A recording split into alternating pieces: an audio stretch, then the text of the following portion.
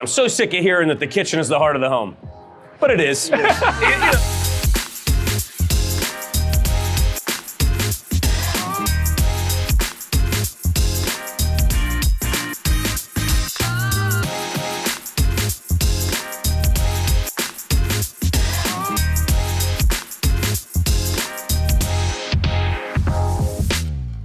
And Jimmy, maybe before you ask your question, I just want to say thank you. Yes. Thank you. One, for being involved in our respective projects, but two, for the product you guys put out, because it's phenomenal, and the versatility allowed me to actually use Sapienstone for every surface need that I had in the home. So that just wanted to start out with a thank you, and then we can jump into whatever question. And on top of it, I think we've used, I think as far as countertops go, we've used a couple of them. Yeah, so, quite a bit. Quite a bit. We've definitely put a number of different surfaces through its paces, and it's just second to none. So, well, now we'll hit you with the hard question. Now, all right, cool. Now he's gonna grill us. So, for you, Anthony, Yeah. What inspired you to begin the Firehouse project to begin with? I know it could be a long answer. It's a firehouse that was built in the 1890s. If I ended the answer there, I think that's enough inspiration. I mean, it's an absolutely incredible architectural structure. My dad is 71, gonna be 72, and he's retiring. So he called me one day, he's like, hey, I just wanna let you know I'm selling I'm gonna put the firehouse up, like I'm done kind of managing it. I said, give me 2 weeks to figure out my finances. So I started doing a lot of math, a lot of Excel sheets, and I figured out I could afford it if I sold a few things and whatnot. And then, I just, there was no way I could let that building go. That was the inspiration. That was To me, I mean, It's a one-of-a-kind building. absolutely amazing. John, I'm going to ask you with your home, where did you pull design ideas from? Well, I mean, my house being a 1960s ranch, I mean, it was one of those homes, as soon as I walked inside, I said, well, I could take down all these walls, open concept. I knew exactly kind of what I wanted. And as far as design ideas go, we've done so many shows. We've done so many different projects, whether it's been our own development projects in Hoboken, Jersey City. So we've practiced, I think, on other people. We've tried other materials, and now, instead of our own homes, we want the best of the best. Right. I mean, I think there's always new cutting edge, there's always new stuff. Yeah, you're That's always why- finding new stuff. So we come to KBIS. Yeah. We come here because we want to see what's the latest and greatest. Yeah. And when we started working with you and seeing what Sapienstone does, the new products, the colors, like Anthony said at the beginning, there's really nothing on the market right now that matches what Sapienstone is doing at all. Thank you. And I think what's cool about what you guys are doing today is that the way you both design is so different. Yeah. So you really get to see that rustic look with what Anthony's doing, and yours with that, that more contemporary style, and that mix of the traditional. I love that. It's something that when we did so John had built the farmhouse in Ramsey, and I had built the loft in Jersey City. And that was the first time that we had really diverged since television. And we noticed it then, and we're noticing it again now. Right. We design very differently, like you said, but we use a lot of the same materials and manufacturers and brands because the level of quality we both want is here. Our design sensibilities can go like this, but that just shows the flexibility of the product that you're using. So it's kind of cool to be able to use the same product in very differing aesthetics and see it work in both of those circumstances. Well, and plus, since Anthony has a very unique space, it's more of a city living. I'm in the suburbs. Yeah, that's the other thing. Look, you're going to design for your space, you design for your building. And you're going to have different spaces, but like Anthony said, the fact that you can use a Sapienstone and make it look a little more traditional, make it look a little more contemporary. Right. That's where when you're talking to your customers or we're talking to design clients, we tell them, we can tailor this to anything that you really want. That's the beauty of it. Yeah, it is. That's important for us too. And back to you with that same question, Anthony. Where did you pull the design ideas from? The style of that house? I think it's been in this industry for 15 plus years now. It's one of those things that it's kind of daily. Like, I don't think about looking for things, I'm always looking. Walking down the street, if I see something, I snap a photo, it goes in Google Keep. If I see something on Instagram, it goes in a certain folder.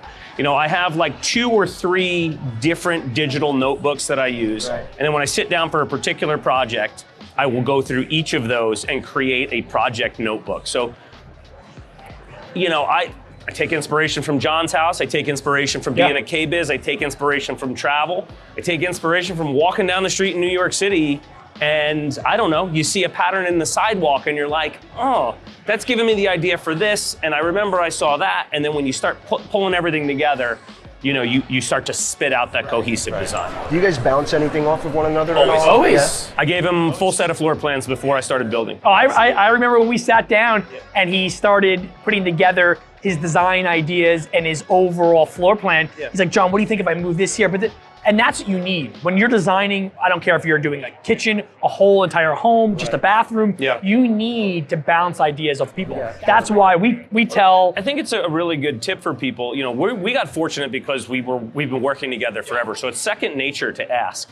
But a lot of people feel ownership of something or don't want to hear that it's not good. But when you're spending the kind of money we all spend in our homes, second set of eyes is really worth it. I sent my plans to him. I sent my plans to my father. I went over them with JC, my fiance. Like, you know, nobody likes to hear, well, I don't really like that or that's not good. But like when you think about the alternative, which is making a very expensive mistake, it's a pretty good idea just to get some opinions. You don't have to listen to them, but it's really worth, I think it's worth different perspective. Well, that's why we tell clients and people that we're designing for, that's why it makes sense to have a designer. Because a designer is going to give you the do's and don'ts. They're going to say, I don't know if you should do that. Or, no, that is a good idea. We're there to keep you from making mistakes, not to take over the design. Correct, absolutely. You know.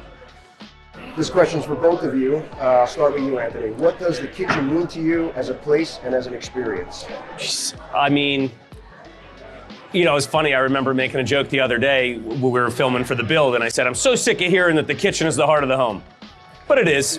You know, it is. It is. There's no other way to say it, and that's why it's become cliche, because it encapsulates everything about the kitchen. And the way that I designed the floor plan in the firehouse is very much an open concept around the kitchen area. So kitchen, dining, living, bar, and then we get into walls and doors and privacy in the rest of the home.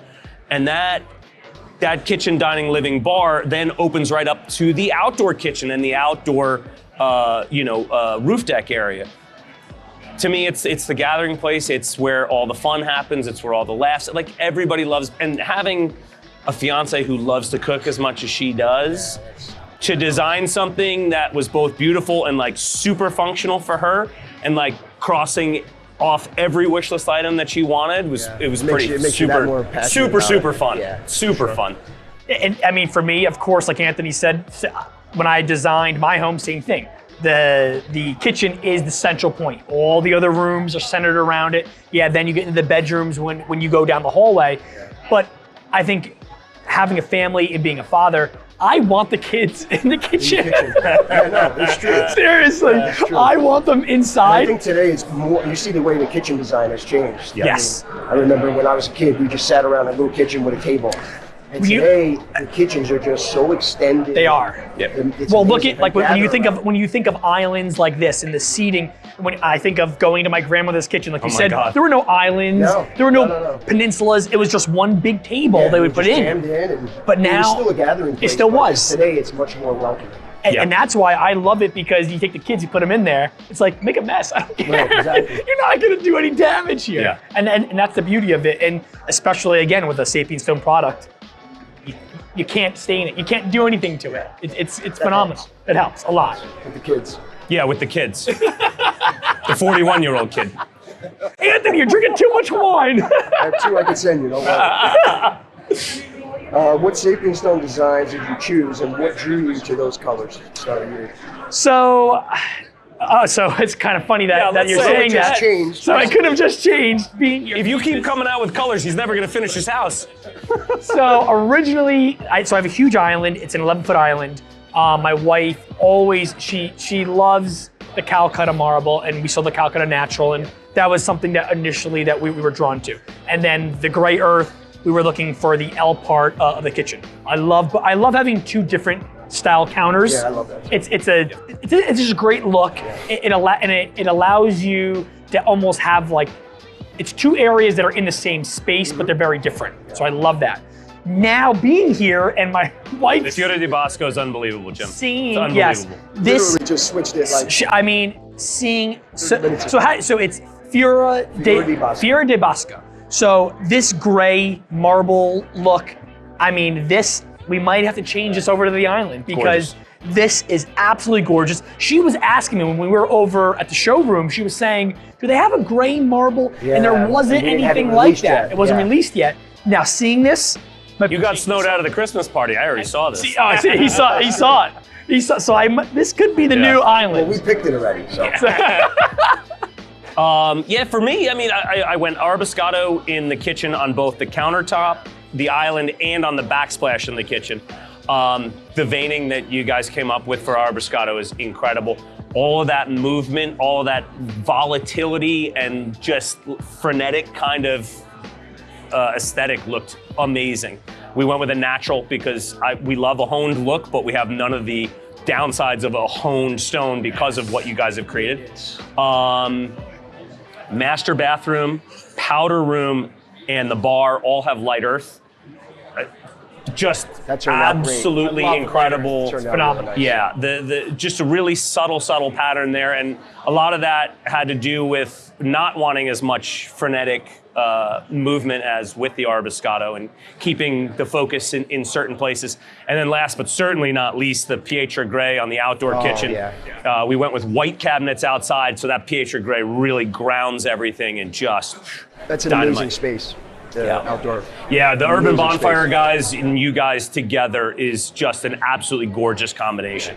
Being freeze-thaw stable, being UV stable, especially for somebody in the Northeast who deals with that fluctuation in temperature so much, it's really comforting to know, like, it could be 12 degrees and I don't have to worry about this thing cracking and falling off the top of the cabinet. It's funny, we've seen more outdoor living spaces, in the warmer climates. Of course. But now in the Northeast, people want it. Really start to pick up now. Yeah. So. And I think even everyone Instagram live watching, when you see these materials and you see them in person, there is no other material that I have seen that looks like a natural stone. I mean, we've seen it all. And before, when the man-made stones were coming out, everyone said, I like them, but they're a little too monochromatic. Right. And then people started saying, well, let's make it like a granite, let's make it like a marble. But it looked fake. It just is so hard. But when you walk into your booth, I don't care who you are, this looks like, no way. This is a porcelain. It'll blow your mind. It blows your, it really does. It'll blow your mind. And you have to see it in person. The technology we use is definitely unique, and it's definitely much better than what's out there. Yeah, there's no question. Phenomenal. Okay, you have a lot of experience. This is to both of you guys. You have a lot of experience and exposure to products in the industry. What drew you to Sapienstone porcelain for your surfacing? Yeah, I mean, and we touched on. Yeah, I mean, I think it's really everything we're saying here. The versatility and the strength. Those are the two things. I want the look I want, and I don't want to have to worry about shit, right? Whether I spill wine, whether a lemon gets left cut and face down, these are things that happen in life. We're busy people. So I want that beauty of a natural stone. I want to hit the aesthetic notes I want to hit. And then I want to be able to not clean up till tomorrow morning if I don't feel like it. Absolutely. And that's what you guys afford us, and that is perfection to me. And I would say that you would need that because you have kids, but I think he's going to be worse than. It's Anthony. Come on, we know how it is. I broke in the kitchen on New Year's. We're way worse than kids. That's true. But it's great. I was actually talking to your brother because when I was posting and I was showing people my blog, the materials, and I think there's a lot of that perceived false kind of thoughts of what a porcelain is. People think like, oh, a porcelain can break easy. I would put it as a counter, no way. No. But then I was talking to Michael and he's like, no, we've gone through the tests. Telling me how they would drop the weight from 30 feet up and how it would barely even have a mark on it, how hard it is to actually scratch this. And if it does get a little scratch, he's like, I can come in, I can buff it out. Yeah, we have tools now so, that can take it out. I think. Well, that's the nice thing. I think, people don't realize you can't really repair an engineered quartz, but with a porcelain-based countertop, it can be repaired. To a certain degree, we have the ability to do that. Right. That's great. So, with our product. So that right there, I think people learning and those misinterpretations of, oh, porcelain, it's gonna crack, it's gonna break on me. And he was showing me the video, he was actually hitting it, and it wasn't even chipping. Yeah. I mean, the product is obviously very durable, but the key, as Anthony knows already, and you know from your project, but you've been really embedded with the fabricator. That's super, super important. Yes, the fabricator installing. Faithful is no joke. I mean, you're going to be using the same guys. They're unreal. Eric is unbelievable. Unbelievable. You got really good partners for a reason, though. People like to work with good products. We get excited when we find good products. Fabricators, they're no different. They get something that they know they're not going to have to service as much. They're going to be able to install one time. The client's going to be happy. Those are big things. No, very important. No question. We're at the mercy of those guys sometimes. Yeah. You know? What are you most looking forward to in your new home? Start with you, John.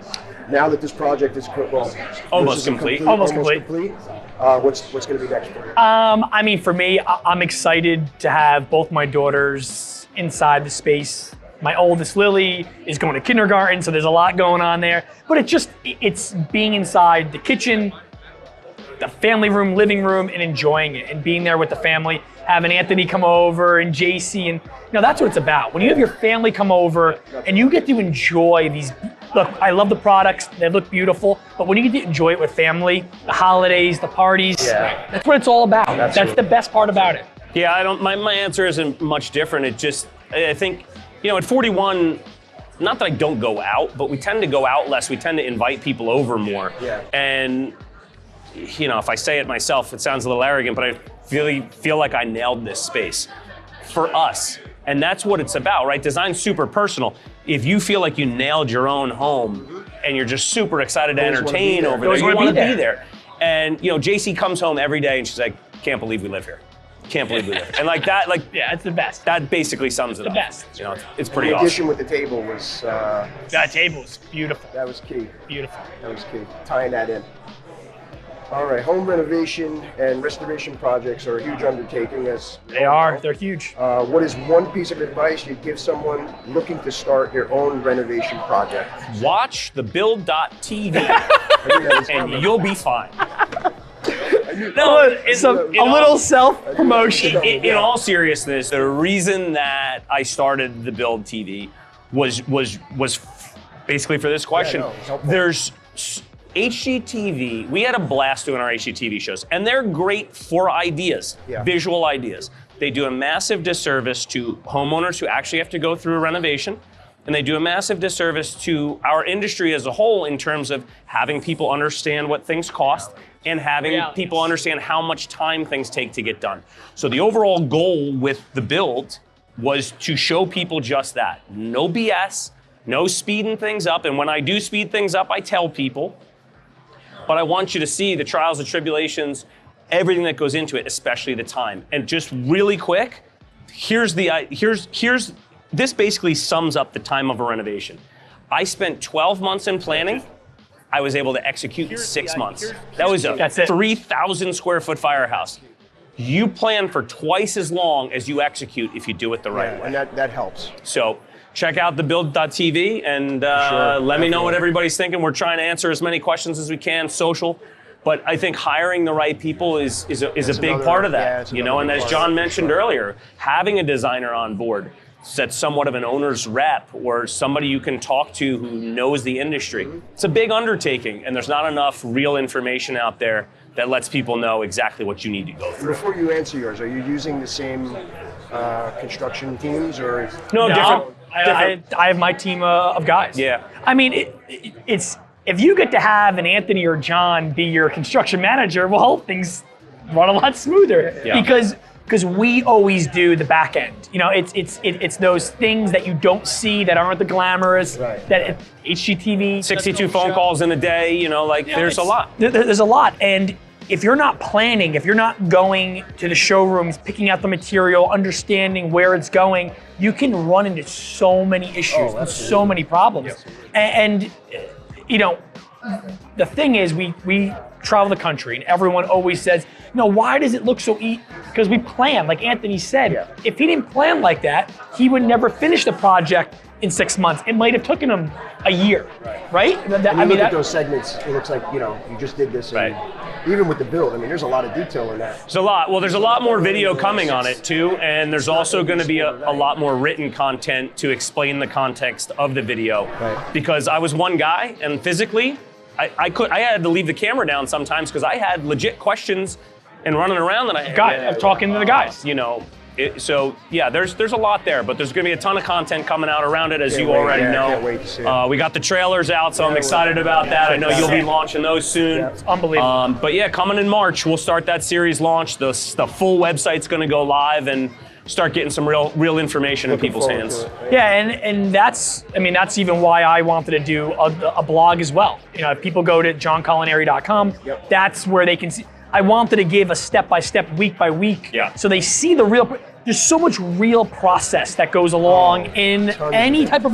There's hundreds, if not thousands, of these little steps that are happening, and to show it in a 22-minute show is sometimes it's really impossible. It's impossible. It is, especially with everything that's going on. It is.